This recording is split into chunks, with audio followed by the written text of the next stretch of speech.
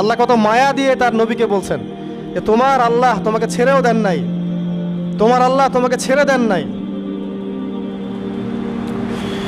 ওয়ালাসাউফা ইউতিকা রাব্বুকা ফাতারদা, শীঘ্রই তোমার রব তোমাকে দান করবেন এবং তুমি সন্তুষ্ট হয়ে যাও। দুনিয়াতে চলতে গেলে দুঃখ কষ্ট হয় না? যারা ঈমান নিয়ে চলে ওদের দুঃখ কষ্ট বেশি হয়। তা আল্লাহ বলছেন টেনশন করো না, কষ্ট পেও না, তোমার রব তোমাকে ছেড়ে দেননি। ওয়ালাসাউফা ইউতিকা রাব্বুকা ফাতারদা, তোমার রব তোমাকে শীঘ্রই দান করবেন আর তুমি সন্তুষ্ট হয়ে যাবে। আলাম ইয়াজিদকা ইয়াতীমান ফাআওয়া, আল্লাহ বলছেন আল্লাহ কি তোমাকে ইয়েতিম রূপে পাননি, এরপর আল্লাহ কি তোমাকে প্রতিপালন করে বড় করেননি? ওয়াজাদাকা দাল্লান ফাহাদা, আল্লাহ কি তোমাকে পথভ্রষ্ট পান নাই, তোমাকে আল্লাহ পাক হেদায়েত দেন নাই?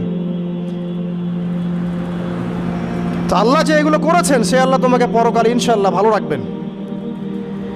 ফাআম্মাল ইয়াতীমা ফালা তাকহার, তো তুমি এতিমদের প্রতি কঠোর হয়েও না।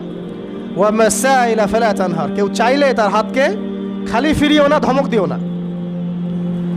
ওয়াম্মা বিনিআমাতি রাব্বিকা ফাহাদ্দিস, তোমার রবের এই সমস্ত নিয়ামতগুলো তুমি মানুষের কাছে বর্ণনা করতে থাকো। এর পরের সূরার দিকে খেয়াল দেখবেন, সূরা আলাম নাশরাহ লাকা সাদরাক, মনে হয় দুটো একটা আরেকটার সাথে পেয়ার। আলাম নাশরাহ লাকা সাদরাক, আমি কি তোমার হৃদয়কে প্রশস্ত করে দেই নাই? ওয়াদা'না আনকা ওয়িজরাক, তোমার বোঝাগুলো হালকা করিনি? কাকে বলছেন এগুলো আল্লাহ পাক? রাসূলুল্লাহ সাল্লাল্লাহু আলাইহি ওয়াসাল্লাম।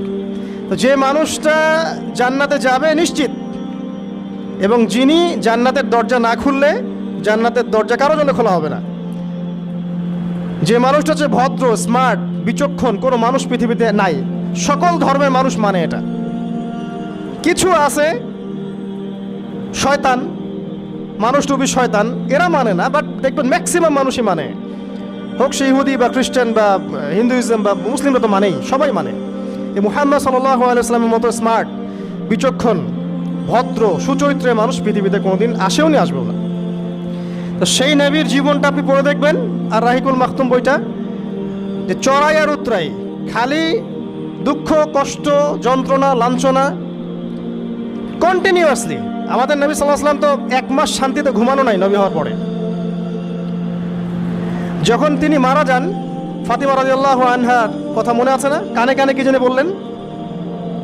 তখন আমাদের নবী একটা কথা বলেছিলেন, আমি এই বয়সে সে কথাটা বুঝি, মাদ্রাসা লাইফে, ইউনিভার্সিটি লাইফে বুঝিনি।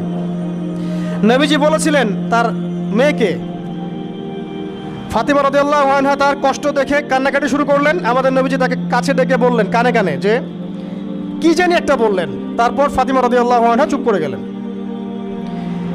তো পরে জিজ্ঞাসা করা হলো কি বলেছিলেন, তিনি বললেন আব্বাজান বলেছেন আজকের পর তোমার আব্বার কোনো কষ্ট থাকবে না, আর তুমি আমার পরিবারের মধ্যে সবার আগে আমার সাথে সাক্ষাৎ করবে। এই যে আজকের পর আমার আব্বার আর কোনো কষ্ট থাকবে না, এর মানে বোঝেন, মানে সারাটা নববী জীবন কত যে কষ্ট নবী সাল্লাল্লাহু আলাইহি ওয়াসাল্লামকে সহ্য করতে হয়েছে। আজকে জান্নাতে যাওয়ার দিন, আজকে আর তোমার আব্বার কোনো কষ্ট থাকবে না। এই মানুষটার যদি এই অবস্থা হয় তাহলে আমরা কি? আল্লাহ পাক সেই মানুষটাকে এই সূরা দুটো শোনাচ্ছেন, আমি কি তোমাকে এতিম পাই নাই, তোমাকে পথভ্রষ্ট পাই নাই, হেদায়েত দেই নাই, ভরণ পোষণ করিনি, আমি আল্লাহ তোমাকে ছেড়ে দেই নাই, শীঘ্রই তোমাকে দান করব, হ্যাঁ, তোমার বোঝাকে আমি হালকা করিনি। ফাইন্না মাআল উসরি ইউসরা, ইন্না মাআল ইউসরি ইউসরা, কষ্টের সাথেই স্বস্তি আছে, নিশ্চয়ই কষ্টের সাথেই স্বস্তি আছে।